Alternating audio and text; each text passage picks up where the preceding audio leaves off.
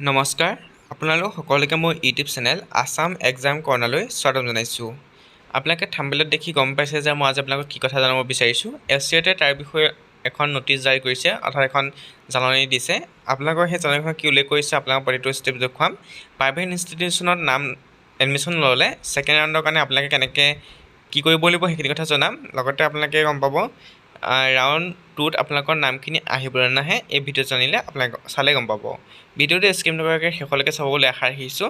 প্ৰথমতে আপোনালোকক মই জনাই লৈছোঁ, ইয়াত কৈছে যিসকল কেণ্ডিডেট এতিয়া এডমিশ্যন পাইছে তেওঁলোকে কৈছে if a seat allotted to a candidate he seat download the provisional allotment letter from the online portal. অৰ্থাৎ আপোনালোকক দি দিছে যে এখন যিখন এডমিশ্যন লেটাৰ সেইখন আপোনালোকে ডাউনলোড কৰিছে। যিসকল কেণ্ডিডেট তেওঁলোকে পাইছে এডমিশ্যন কৰিছেগৈ, আজি লাষ্ট ডেট এডমিশ্যন কৰা। তাৰপিছত কৈছে যিসকল কেণ্ডিডেটে গভৰ্ণমেণ্টত চিট পাইছে তেওঁলোকে এডমিশ্যন ল'ব লাগিব। যদি এডমিশ্যন নলয় তেওঁলোকে ফাৰ্ডাৰ কোনো ধৰণৰ ৰাউণ্ডৰ কাৰণে এলিজিবল নহয়। অৰ্থাৎ গভৰ্ণমেণ্টত চিট পোৱাসকলে কোনো ধৰণৰ এডমিশ্যন ল'ব নোৱাৰিব। তাৰপিছত ডি অপশ্যনটো কৈছে ইয়াত আপোনালোকৰ কাৰণে ইম্পৰ্টেণ্ট যিসকল কেণ্ডিডেটে প্ৰাইভেট ইনষ্টিটিউশ্যনত নাম লৈছে চিট পাইছে তেওঁলোকে এডমিশ্যন ল'ব যদি বিচৰা নাই সেইসকল কেণ্ডিডেটৰ এইটো এটা ইম্পৰ্টেণ্ট হয়। আপোনাৰ পইণ্টটো চাব, the candidate who have been allotted in private institute and will not take admission, then they are eligible for further rounds of allotment of institute subject to availability of seat and in the next round of allotment of institute his preference for that institution will be omitted and other higher preference will be considered. মই আপোনালোকক আগতে ভিডিঅ'ত কৈছিলোঁ যে যদি seat খালী থাকে তেতিয়া আপুনি সেই নেক্সট ৰাউণ্ডৰ কাৰণে চিট পাব পাৰে বা পাব পাৰিব। মই আপোনালোকক কৈছোঁ যে কোনো গেৰেণ্টি নহয়। আপুনি যদি ইয়াত কৈছে আপুনি প্ৰাইভেট ইনষ্টিটিউশ্যনৰ নাম নল'বও পাৰে, অৰ্থাৎ এডমিশ্যন নল'বও পাৰে, কিন্তু তাত এডমিশ্যন নল'লে আপোনাৰ কি হ'ব, আপুনি নেক্সট ৰাউণ্ডৰ কাৰণে এলিজিবল হ'ব। কিন্তু এইটো তেওঁলোকে কনফাৰ্ম কৰি দিয়া নাই যে, অৰ্থাৎ আপোনাৰ কনফাৰ্ম নহয় আপুনি যে চিট পাবই। কাৰণ তেওঁলোকে কৈছে যে তাত যদি ছাবজেক্ট এভেইলেবিলিটি অৰ্থাৎ চিট ভেকেণ্ট থাকি যায় তেতিয়াহে আপুনি সেই চিটটো পোৱাৰ সম্ভাৱনা আছে। যদি সেইখন কলেজত অৰ্থাৎ আপুনি প্ৰাইভেট ইনষ্টিটিউশ্যনত যিখনত পাইছিলে সেইখনতো আপুনি চিটটো হেৰুৱালে আৰু নেক্সট ৰাউণ্ডতো সেইখনতো আপুনি কেতিয়াও আপোনাক চিট নিদিয়ে। যিখন বাকী থাকিলে, এতিয়া ধৰি লওক 5খন আছিলে, প্ৰথম 3 নম্বৰখনত দিছিলে, আপুনি 3 নম্বৰখন নল'লে, এতিয়া আপোনাৰ বাকীকেইখনৰ কাৰণে ৰাউণ্ড 2ত দিব। কিন্তু ৰাউণ্ড 2ত যদি আপোনালোকৰ চিট খালী নাথাকে সেই কলেজকেইখনত তেতিয়া আপুনি চিটটো হেৰুৱাই দিব, অৰ্থাৎ আপুনি কোনোদিন চিট নাপাব। গতিকে আপুনি ফাৰ্ষ্ট ৰাউণ্ডত চিট পোৱাখনত যদি এডমিশ্যন লয় তেতিয়া আপোনাৰ কাৰণে ভাল। যদি আপুনি নলয়কৈ আপুনি নেক্সট ৰাউণ্ডৰ কাৰণে এডমিশ্যন কৰিব বিচাৰে, নেক্সট ৰাউণ্ডৰ কাৰণে আপুনি এপ্লাই কৰিব বিচাৰে, তেতিয়াহ'লে আপুনি ৱেইট কৰিবলৈ কৈছে। তেনেকৈ কৈছে কোনো ধৰণৰ আপুনি একো দিব নালাগে, অট'মেটিক আপোনাৰ কি হ'ব চিটটো এই ফাৰ্ষ্ট ৰাউণ্ডত কেঞ্চেল হৈ যাব। তেনেকৈ কৈছে in the allotment letter one undertaking form will be attach where the candidate will ask whether he want to participate in next round of allotment of institute or not for better preferred institute as per his online counseling. তাৰপৰা কৈছে আপুনি এখন আপোনালোকৰ যিখন admission letter দিছে তাত এখন undertaking form attach দিবলৈ কৈছে যে আপুনি যে সেইখন ল'ব নিবিচাৰে আপোনালোকৰ আণ্ডাৰটেকিং ফৰ্মখন মই দেখুৱাই দিম। সেইখন দি পেলাই আপোনালোকে সেই কলেজখনত যিখনত আপোনাৰ নাম আহিছে প্ৰথম সেইখনত গৈ ছাবমিট কৰিব। তাৰপিছত কৈছে আপুনি আপোনাৰ যি অনলাইন কাউন্সেলিং আছিলে সেই অনলাইন কাউন্সেলিঙৰ ওপৰত ভিত্তি কৰি আপোনাৰ চিট দিয়া হ'ব যদি চিট খালী থাকে।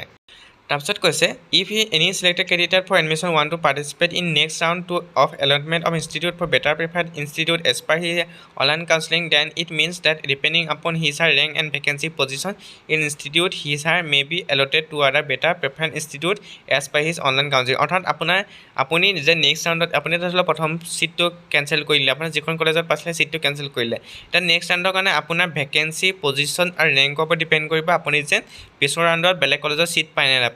এতিয়া মই আপোনালোকক কাটৰ মাৰ্কখন দি দিছিলোঁ, আপোনালোকে ভিডিঅ' পাইছে চাগে কাটৰ মাৰ্ক দি দিছোঁ। আপোনালোকে কাটৰ মাৰ্কখন চাব পাৰে। আপুনি যিখন কলেজত ল'ব বিচাৰিছে তাত কাটৰ মাৰ্ক আপোনাৰ কাটৰ মাৰ্কটোৰ ভিতৰত সোমাইছে নাই, অৰ্থাৎ আপোনাৰ মাৰ্কছটো সেই কাটৰ মাৰ্কছৰ ওপৰত ভিতৰত সোমাইছে নাই। যদি ভিতৰত সোমাইছে তেতিয়াহ'লে আপুনি চিটটো পোৱাৰ সম্ভাৱনা বেছি আছে। যদি আপোনাৰ কাটৰ মাৰ্কছটো সেইখন কলেজৰ যিখন কলেজৰ কাটৰ মাৰ্কছ দিছে আপোনাৰ কেটেগৰীৰ ফালৰ পৰা যদি আপুনি মাৰ্কছ তাতকৈ কম পাইছে তেতিয়াহ'লে আপুনি কেতিয়াও চিটটো নাপায়, কাৰণ কাটৰ মাৰ্কছৰ ভিতৰতে আপোনালোকৰ চিটখিনি দিয়া হৈছে। এতিয়া ফাৰ্ষ্ট ৰাউণ্ডৰ কাটৰ মাৰ্কছখিনি দি দিয়া হৈছে। ছেকেণ্ড ৰাউণ্ডৰ কাৰণে খুব বেছি 2-3 নম্বৰ কাৰণে কাটৰ মাৰ্কছ কমিব পাৰে।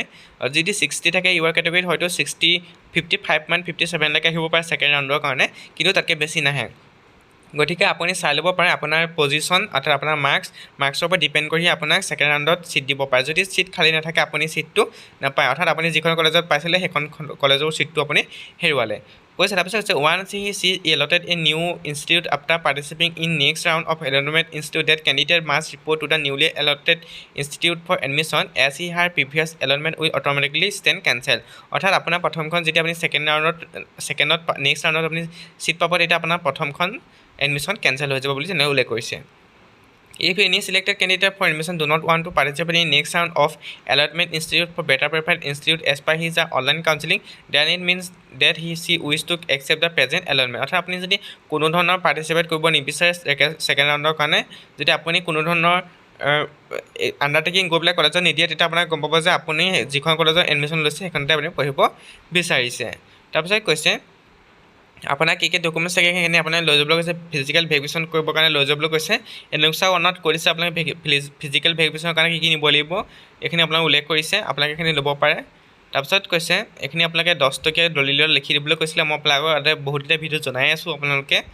তাৰপৰা কৈছে এইখন হৈছে আপোনালোকৰ declaration for participating in further rounds of allotment institute অৰ্থাৎ আপুনি ছেকেণ্ড ৰাউণ্ডৰ কাৰণে অৰ্থাৎ ভাল কলেজ চুজ কৰিবৰ কাৰণে এইখন আপুনি আণ্ডাৰটেকিং দিব লাগিব এখন চেম্পল কপি হয় হয়তো আপোনালোকৰ যিখন এডমিশ্যন লেটাৰ আছে এডমিশ্যন লেটাৰতে হয়তো আপোনালোকৰ এইখন ডিক্লেৰেশ্যন ফৰ্মখন থাকিব পাৰে আপুনি এইখন লিয়াই পেলাই ক'ব লাগিব আপোনাৰ নাম লিখিব লাগিব শ্ৰীমতী আপোনাৰ নামটো লিখিব চনৰ ডাটাৰৰ আপোনাৰ গাৰ্জেনৰ নামটো দিব লাগিব ৰোল নম্বৰটো দিব লাগিব ডিক্লেয়াৰ ডেট কৈছে I want to participate in next round of allotment institute for better preferred institute as per online counselling I do want to participate in next round of allotment institute for better preferred institute as per online counselling অৰ্থাৎ আপোনাৰ যিসকল কেণ্ডিডেটে গোটেইখন college choose কৰা নাছিল তেওঁলোকে second কাউন্সেলিঙত choose কৰিব লাগিব গোটেইখন কলেজ চুজ কৰি দিব তেতিয়া আপোনালোকৰ কাৰণে ভাল হ'ব যদি আপুনি কম কলেজ চুজ কৰিছে তেতিয়াহ'লে আপুনি এইখন নিদিবগৈ কাৰণ আপুনি যদি দুখন প্ৰাইভেট গভ চুজ কৰিছিলে হয়তো আপুনি চিট নাপাবও পাৰে গতিকে আপুনি সেই দুখন চুজ কৰোঁতে চিট নাপাব পাৰে গতিকে আপুনি যদি আপোনাৰ তাত যদি 5খন আছিলে কলেজ তেতিয়া আপুনি 5খন চুজ কৰিব লাগিছিলে যদি চুজ নকৰে আপুনি ছেকেণ্ড কাউন্সেলিঙত সেইখন চুজ কৰিব পাৰিব তাৰপৰা কৈছে আপুনি এখান সাইন কৰি দিব লাগিব full name date full number আপুনি সকলোখিনি দিব লাগিব এইখিনি আপোনাৰ কৈছে যে নেক্সট ৰাউণ্ডৰ কাৰণে আপুনি এলটমেণ্ট হ'ব ন গতিকে আপোনালোকৰ এইখিনি তেওঁলোকে উল্লেখ কৰি দিছে যে আপুনি যদি চিট ল'ব বিচাৰে ছেকেণ্ড ৰাউণ্ডৰ কাৰণে বা নেক্সট ৰাউণ্ডৰ কাৰণে চিট যদি ল'ব বিচাৰে তেতিয়া আপুনি এখন আণ্ডাৰটেকিং দিবগৈ লাগিব আৰু প্ৰথম চিটটো আপোনাৰ কেঞ্চেল হৈ যাব আৰু ছেকেণ্ড ৰাউণ্ডত চিট তেতিয়াহে হ'ব যেতিয়া সেই কলেজখনত বা সেই ডিষ্ট্ৰিক্টত চিট এভেইলেবিলিটি থাকিব অৰ্থাৎ চিট ভেকেণ্ট থাকিব তেতিয়া আপোনাৰ নামটো অহা চান্স আছে যদি চিট ভেকেণ্ট নাথাকে আপুনি যিখন কলেজত প্ৰথমত চিট পাইছিলে সেইখনতো হেৰুৱালে লগতে আপুনি কোনোদিন এডমিশ্যন ল'ব নোৱাৰিব এইখিনি আছিলে কথাখিনি যদি ভিডিঅ'টো চাই উপকৃত হ'ল তেনে লাইক কমেণ্ট শ্বেয়াৰ কৰিব লগতে চেনেলটো ছাবস্ক্ৰাইব কৰি দিব থেংক ইউ